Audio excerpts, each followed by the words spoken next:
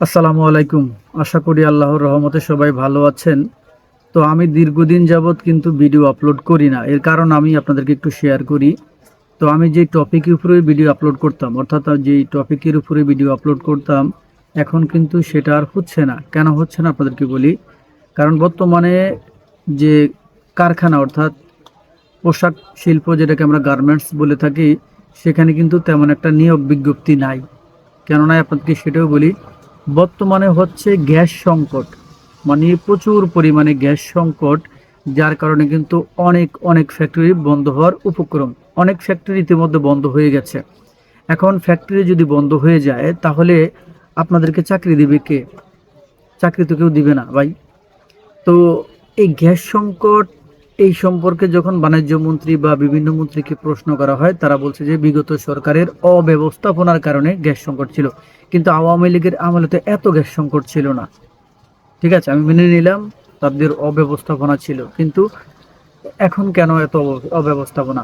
বাংলাদেশের 80% রপ্তানি আয় আসে কিন্তু পোশাক শিল্প থেকে, পোশাক কারখানা থেকে। সেখান থেকে যদি এখন এই ফ্যাক্টরিগুলো বন্ধ হয়ে যায় তাহলে কি হবে একবার ভেবে দেখেছেন? লক্ষ লক্ষ মানুষ কিন্তু বেকার হয়ে যাবে। ঠিক আছে, তারপরে কিন্তু কিছু কিছু ফ্যাক্টরিতে, মানে কিছু কিছু ফ্যাক্টরিতে আপনাদের এখনো নিয়োগ দিচ্ছে। কারণ তাদের গ্যাসের হয়তো বা সংকট নাই। বিশেষ করে গাজীপুর অঞ্চলে সবচাইতে বেশি গ্যাসের সংকট সমস্যা। ঠিক আছে, সবচাইতে বেশি সমস্যা গাজীপুর শিল্পাঞ্চলে। আর গাজীপুরে কিন্তু আপনাদের মানে ফ্যাক্টরি অনেক বেশি।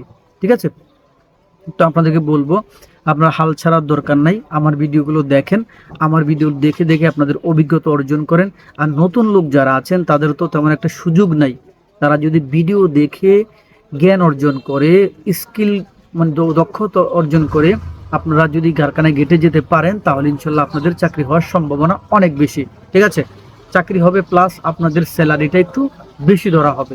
ঠিক আছে, কারণ একটা জিনিস আপনি চিন্তা করেন, একটা লোক কাজ জানে, একটা গেটে লোক নেব 10 জন, মানে একটা ফ্যাক্টরিতে 10 জন লোক নেবে, 100 জন লোক গেটের সামনে গেল চাকরির জন্য। কিন্তু সেখান থেকে যারা মোটামুটি স্কিল আপ বা আগে কাজ করেছে বা তাদের অভিজ্ঞতা আছে তাদেরকে কিন্তু বেশি প্রায়োরিটি দেওয়া হবে। ঠিক আছে, এটা একদম কমন। ঠিক আছে, এটা একদম কমন। যারা কাজ করেছে তাদেরকে কিন্তু প্রায়োরিটি বেশি দেওয়া হবে। ঠিক আছে, আর যারা কাজ করে নাই তারা কিন্তু অনেকে বাদ পড়ে যাবে। তবে ভাগ্যক্রমে কেউ যদি চাকরি পেয়ে যায় সেটা বিষয় আলাদা। ঠিক আছে, আরেকটা বিষয় আপনাদের সাথে শেয়ার করতে চাই, সেটা হচ্ছে বিশেষ করে মেয়েরা যারা আছে, একটু সুন্দর সুন্দর মেয়েরা, তাদের কিন্তু চাকরিটা বেশি হয়। কেন হয় সেটা আপনারা অবশ্যই জানেন। ফ্যাক্টরিতে অনেক রুলস আছে, নিয়ম আছে। আবার কম বয়সী মেয়েদেরকে, অর্থাৎ 18 বছরের উপরের, মানে 18 বছরের কাছাকাছি এরকম মেয়েদেরকে কিন্তু বেশি নিয়োগ দেওয়া হয়। সুতরাং আপনারা আমার চ্যানেলটাকে ফলো করেন, সাবস্ক্রাইব করেন, তারপরে কিন্তু আপনারা চেষ্টা করেন, ইনশাল্লাহ আপনাদের চেষ্টা সফল হবে। আল্লাহ হাফেজ, আসসালামু আলাইকুম।